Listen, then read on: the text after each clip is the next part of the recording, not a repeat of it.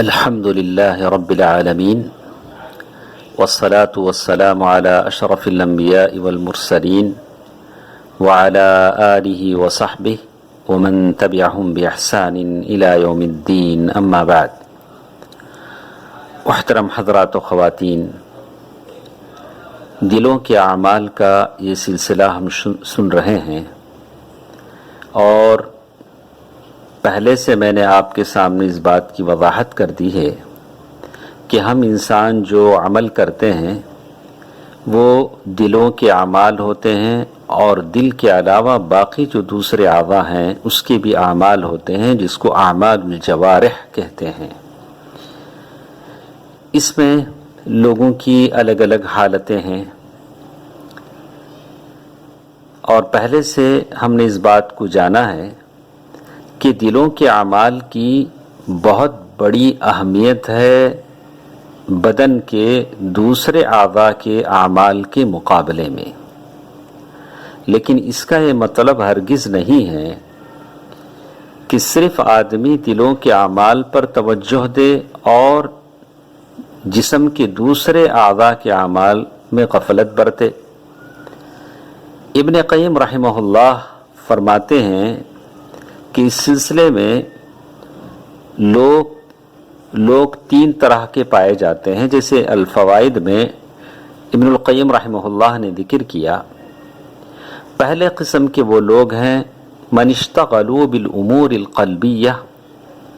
کچھ لوگ ہیں جو صرف دلوں کے اعمال سے جڑے ہوئے ہیں، دل کی اصلاح کی طرف ان کی توجہ ہے، اور بالکل دل کے اعمال کی توجہ میں وہ لگے ہوئے ہیں، اور ظاہری اعمال پر ان کی توجہ نہیں ہے. ظاہری اعمال کی سدھار میں اور اس کی جد و جہد میں وہ پیچھے رہ گئے ہیں، ان کی ساری توجہ دلوں کے اعمال پر منحصر ہے. تو شیخ کہتے ہیں کہ یہ غلط ہے، اس لیے کہ دین اس کی بنیاد شریعت ہے، اور دلوں کے اعمال اس وقت تک پورے نہیں ہو سکتے جب تک کہ جسم کے دوسرے اعضاء کے اعمال اس کے ساتھ نہ مل جائیں. دوسری قسم ان لوگوں کی ہے جو ظاہری اعمال پر توجہ دیتے ہیں، جیسے روزہ ہے، نماز ہے. دل کی اصلاح پر ان کی توجہ نہیں ہے، انہوں نے اس کے تعلق سے سوچا بھی نہیں ہے، تو ان کی دل حقد اور حسد سے بھرے ہوئے ہیں، اور دلوں کے اعمال پر توجہ نہ دینے کی وجہ سے منصب کے لیے اور معاشرے میں شان و شوکت کے لیے وہ لوگ ایک دوسرے سے آگے بڑھنے کی کوشش کرتے ہیں، یہاں تک کہ ان کے دل سخت ہو چکے ہیں، اور ان کے دلوں میں مخلوق کی تعظیم نے جگہ بنا لی ہے، اور ان لوگوں سے وہ ڈرتے ہیں جن سے ڈرنے کی انہیں ضرورت نہیں ہے. یہ دوسری قسم ہے جو صرف ظاہری اعمال پر ان کی توجہ ہے، دلوں کی اصلاح پر ان کی کوئی توجہ نہیں ہے. لوگوں کی ایک تیسری قسم، جیسے ابن قیم رحمہ اللہ کہتے ہیں، وہم الوسط، وہ درمیانی قسم کے لوگ ہیں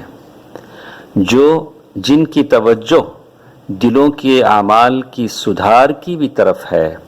اور جسم کے دوسرے اعضاء کے اعمال کی سدھار کی بھی وہ فکر کرتے ہیں. اور یہ طریقہ انبیاء کرام علیہم الصلاۃ والسلام کا طریقہ ہے. تو معلوم یہ ہوتا ہے کہ صحیح تربیت آدمی کی وہ ہے جس پر انسان دل کی اصلاح پر توجہ دے، جیسے توجہ وہ جسم کے دوسرے اعضاء کے اعمال پر توجہ دیتا ہے. آپ سمجھیں گے کہ آپ نے سنا بھی ہوگا، سیرت میں واقعہ بار بار ذکر کیا جاتا ہے کہ ہرقل وہ بادشاہ تھا، ابو سفیان ابھی مسلمان نہیں ہوئے تھے، وہ کسی سفر پر مکے سے باہر گئے، اور ہرقل نے ان سے پوچھا ابو سفیان سے کہ یہ بتاؤ کہ محمد جو تمہارے ہاں جنہوں نے نبوت اور رسالت کا دعویٰ کیا ہے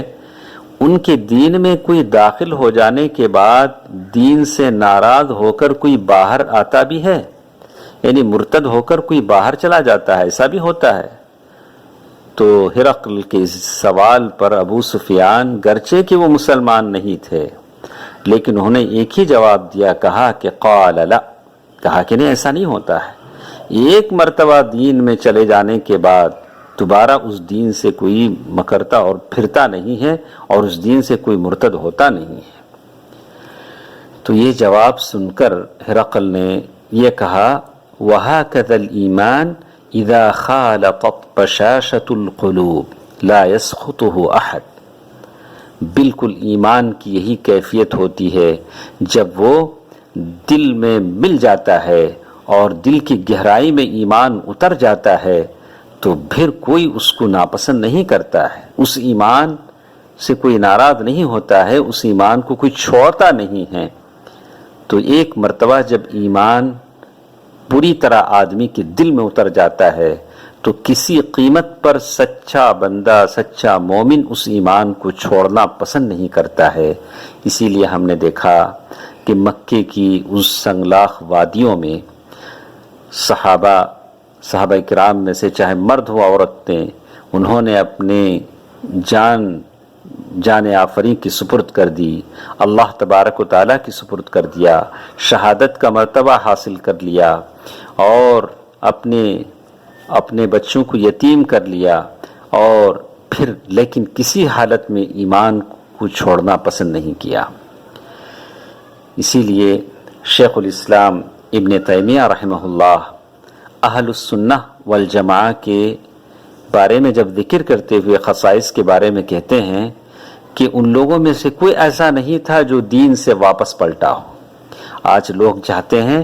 کہ لوگ دین کو چھوڑ دیں اور چلیں ان کے راہ پر، جیسے لوگ کہتے ہیں چلو ادھر کی ہوا ہو جدھر کی، لیکن انہیں نہیں پتا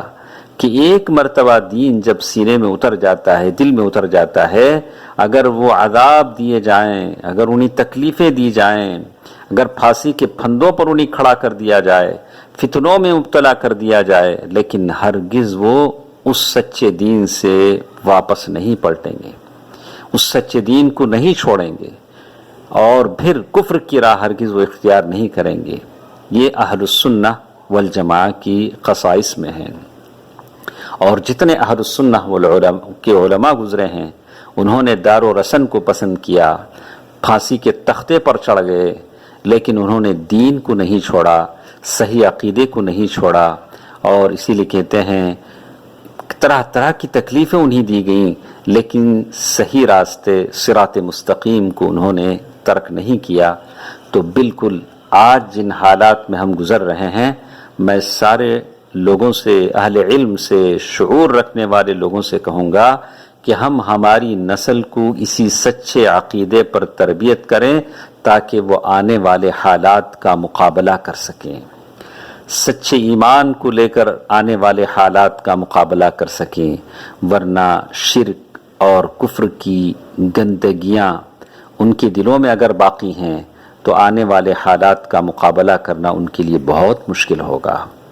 تو شریعت ہم کو یہ سکھاتی ہے کہ ہم موحد بن جائیں اور باطل کے سامنے سینہ سپر ہو جائیں۔ اللہ تعالیٰ مجھے اور آپ کو موحدین کے صف میں شامل کرے۔ اللہ تعالیٰ لوگوں کو توحید